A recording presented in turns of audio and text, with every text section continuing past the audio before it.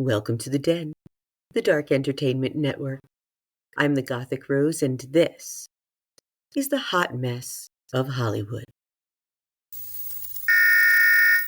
Let me take this moment to reintroduce myself. I am the Gothic Rose, hostess of the Dark Entertainment Network. This is a channel where the news meets conspiracy theories and makes babies in my brain, and it comes out my mouth. I do this because I enjoy it. If you like this type of content, please follow along, because I'm not going to stop. We have a mix of tragedy, reality, and insanity. Tune in for the hot mess of Hollywood. Yesterday, we left off at the Super Bowl, and there were some great commercials. Eugene Levy, some really great ones with Matt Damon and David Beckham. I mean, I always enjoy the commercials. And of course, you know how much I loved the halftime show if you go back and listen to yesterday's episode. But let's talk more about the commercials.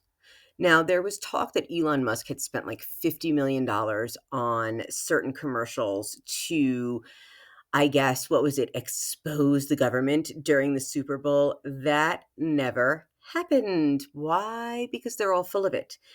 But someone did come up with a commercial. Kanye West spent $7 million on his Super Bowl commercial. He filmed this on his iPhone when he was in a dentist chair, when he was putting in his titanium teeth. Now, he directed viewers to his website, and the website was only selling one product.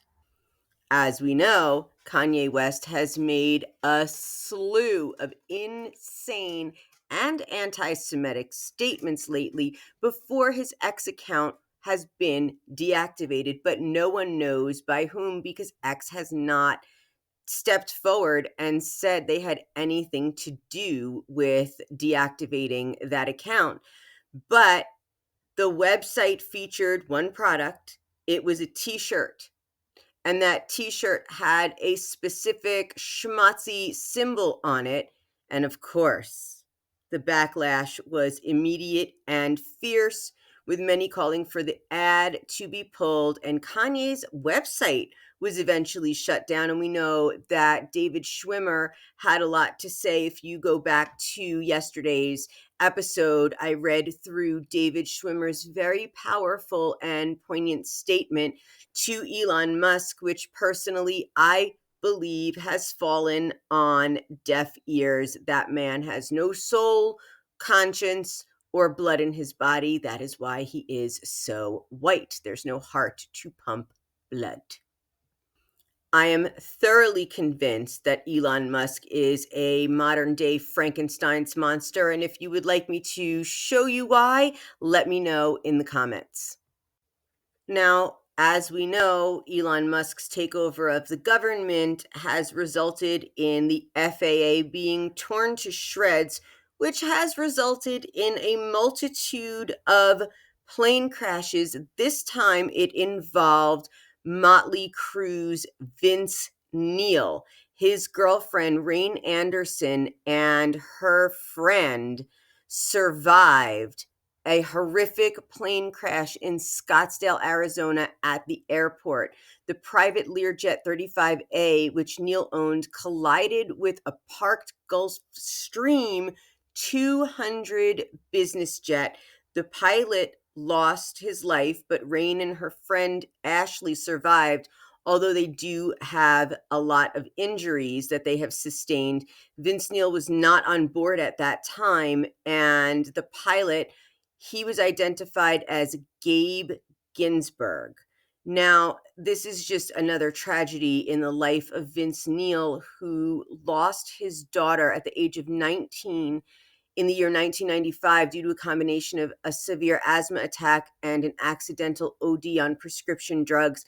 I remember when this happened, and he has that tattoo. It's like a chain with a heart with her name around his neck. And I am just glad that he didn't have to suffer the loss of his girlfriend on top of the loss of his daughter. But I am very sorry to him and the family of Gabe Ginsburg, who was tragically lost in this accident. And these things are so avoidable, but we are being run by a kakistocracy. So expect more tragedies in the air or at airports at all.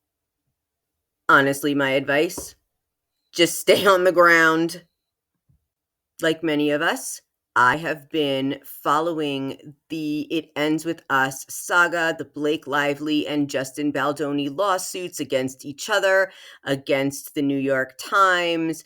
And Justin Baldoni has said that he is being drained financially and emotionally and, just going through some trauma with all of this. Blake Lively has been showing up to premieres and she's been showing up to fashion shows where she hasn't been met with the most enthusiasm or kindness towards her. As we know, she was not at the Super Bowl with Taylor Swift this year in the box. So just very interesting stuff, because if you've been following the story, there are so many text messages now that are on Justin Baldoni's legal website about her talking about losing 20 pounds, these late night messages. And it seems to me like she caught feelings. And I said, I thought a long time ago, it was an affair gone wrong. And an affair does not necessarily mean that they got hot and heavy, but that one person really caught feelings and tried and was emotionally unfaithful to their partner. So, with all of that being said, there was also a clip of Blake Lively talking about herself dressing up in blackface and an afro wig to stalk a boy when she was young, and she thought nothing of this. Now, there's a newly surfaced video from the 2022 Forbes Power Women Summit. And Blake Lively talked about taking control of her career and the importance of women in leadership roles in Hollywood. And she talked about the need for more female directors and producers to create diverse and inclusive content. Now, that to me sounds great, but there was sort of a prequel to It Ends With Us drama, what happened with Justin Baldoni, because in this speech she gave at the Power Women Summit, she admitted that she likes to have creative control over the projects she works on. And Blake mentioned that she often hides her desire for authorship until she's already on set, which sometimes causes tension with directors and producers. But she believes that it's important to stand up for projects she feels strongly about, even if it means asserting herself more than expected. But there are ways to assert yourself without turning people off to working with you. So let me know what you think about details that you have come to find suspicious in this Blake Lively, Justin Baldoni saga. Do you think that Blake is all to blame and Justin not at all? Do you think that both of them are to blame? Do you think she's more to blame than him? Which seems to be because he's bringing these receipts. Let me know what you think of Kanye West and his content and his words and his vibe being a complete 180 than the Kanye we knew when he released his first album. And let me know what you think of all of the other crazy celebrity news going on. I thank you so much for joining me on this hot mess of Hollywood in the Den.